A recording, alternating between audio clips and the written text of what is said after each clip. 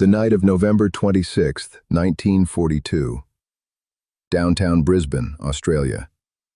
Gunshots ring out on Creek Street, hundreds of people running, shouting, fighting, shop windows shattered, cars overturned, the city engulfed in chaos. This is not a Japanese attack. This is not an air raid. This is Australian and American soldiers fighting each other. Allies, brothers in arms, men who are supposed to be on the same side. By the end of the night, 1 man will be dead. 8 will be wounded by bullets. Hundreds will be injured in the fighting. This was the largest battle between Allied forces during World War II. And it happened not on the front lines, not in the jungles of the Pacific, but on the streets of a peaceful Australian city. The authorities will try to hide it. Newspapers will be ordered to stay silent. Military archives will classify the documents for decades. But the truth always finds a way out. This is the story of what happened that night in Brisbane, and why it happened. December 1941. Japan attacks Pearl Harbor. America enters the war. The Pacific Theater becomes critically important. Australia is on the front line. Japanese forces advance through Southeast Asia. Singapore falls. The Philippines are captured. Australia could be next. In March 1942, General Douglas MacArthur arrives in Australia after evacuating from the Philippines. He makes his famous statement, "I shall return." But first, he needs a base. Australia becomes that base. American troops begin arriving, thousands, tens of thousands. By the end of the year, there will be over 100,000 American servicemen in Australia. Brisbane, the capital of Queensland, becomes the main base, port, airfields, barracks. The city transforms into a military camp.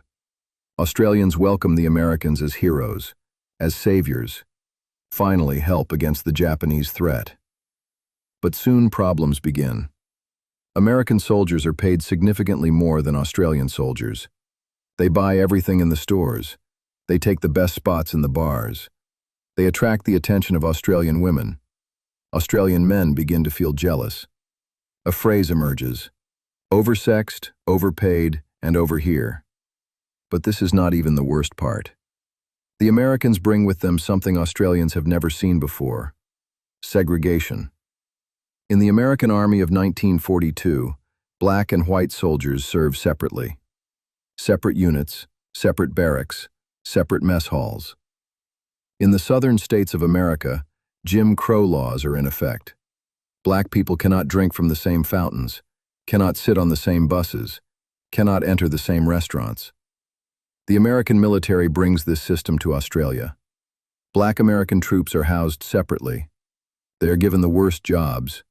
They are rarely sent to the front.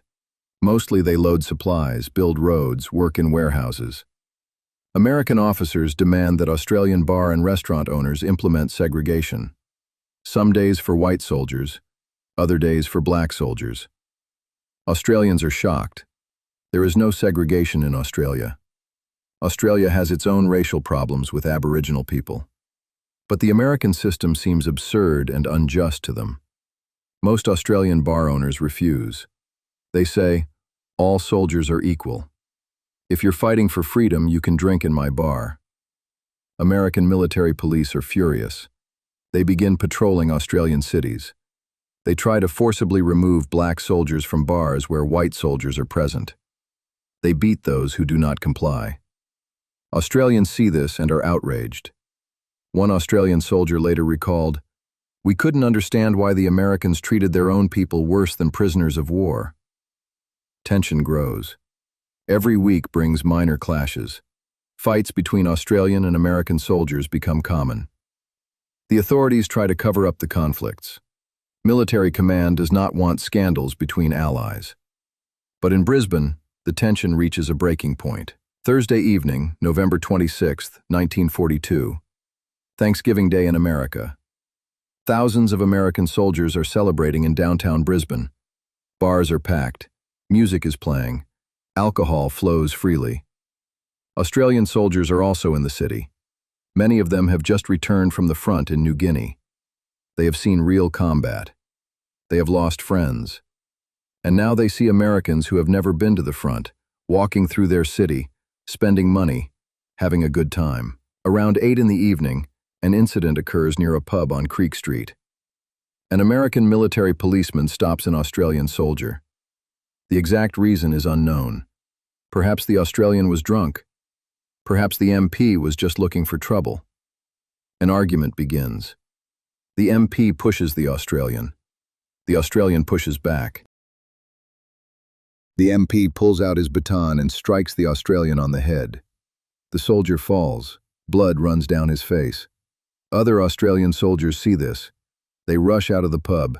10 Australians surround one MP. They begin beating him. Other American MPs arrive to help. Now 5 MPs against 20 Australians. The crowd grows. Hundreds of people gather. Australian soldiers, Australian civilians, American soldiers.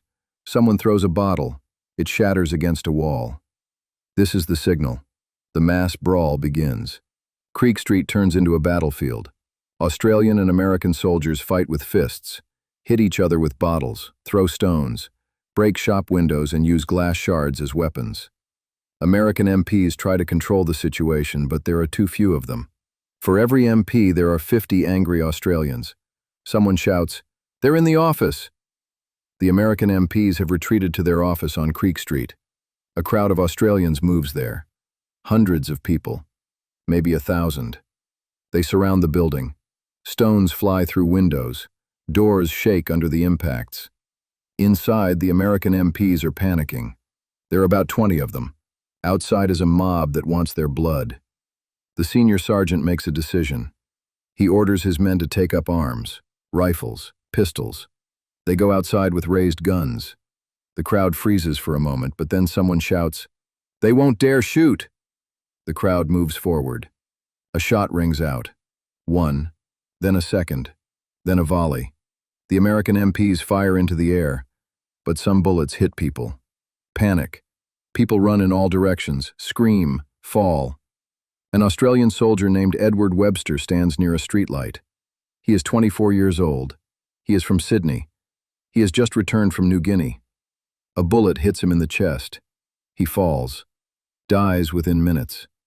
8 more people are wounded by gunfire. Dozens are injured in the stampede. But the battle does not end. The Australians are enraged. They scatter throughout the city, find American soldiers and beat them. It does not matter if these Americans were in the fight. If you are in an American uniform, you are a target. American jeeps are overturned. Barracks windows are smashed. Cars burn. Brisbane police try to restore order, but they are ignored. Australian military police arrive, but even they cannot stop the mob. The battle continues all night. Only at dawn does the city begin to calm down. Morning of November 27th.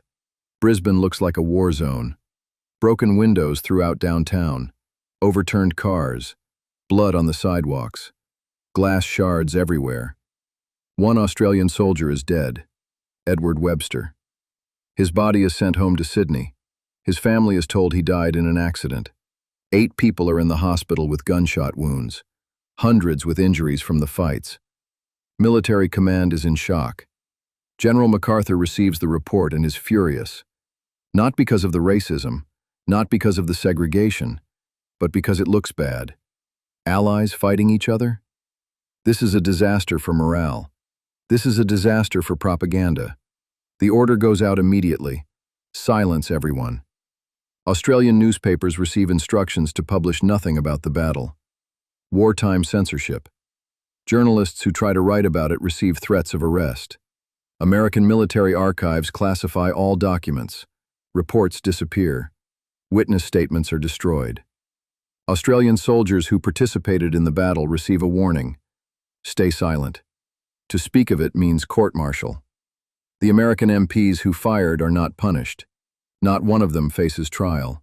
Not one is even officially questioned. No one is arrested for the death of Edward Webster.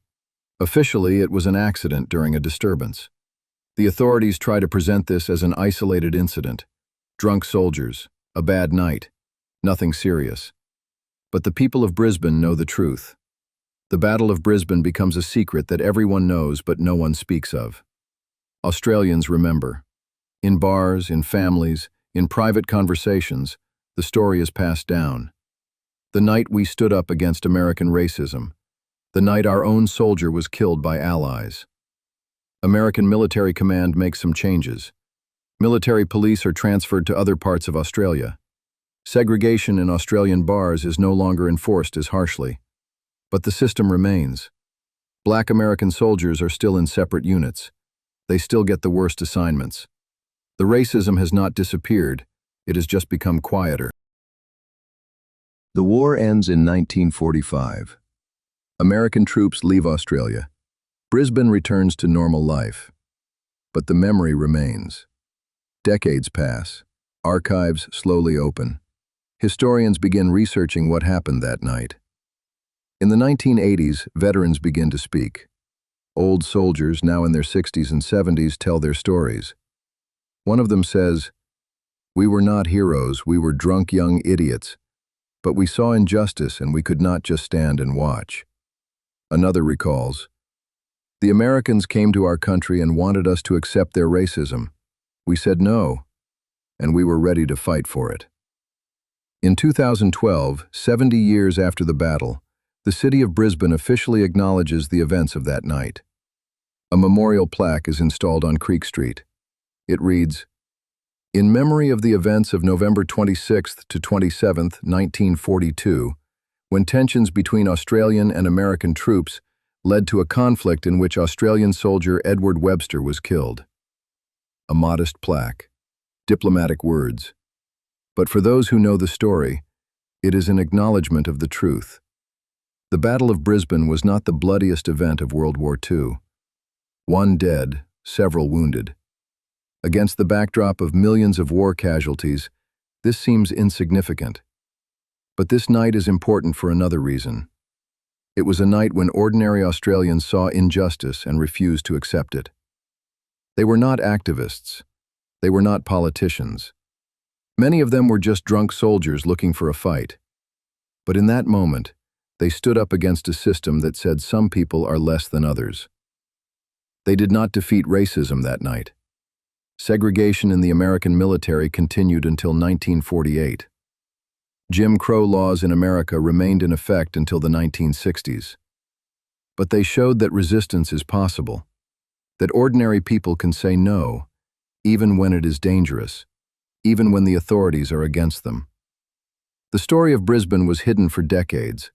The authorities did not want the world to know about conflict between allies.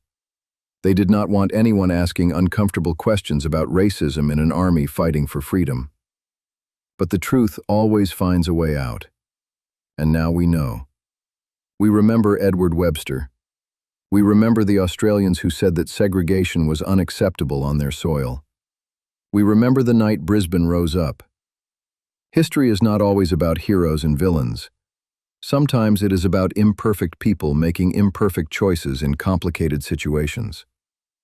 The Australians that night were not saints, but they were people who chose dignity over obedience. And that is a choice that resonates to this day.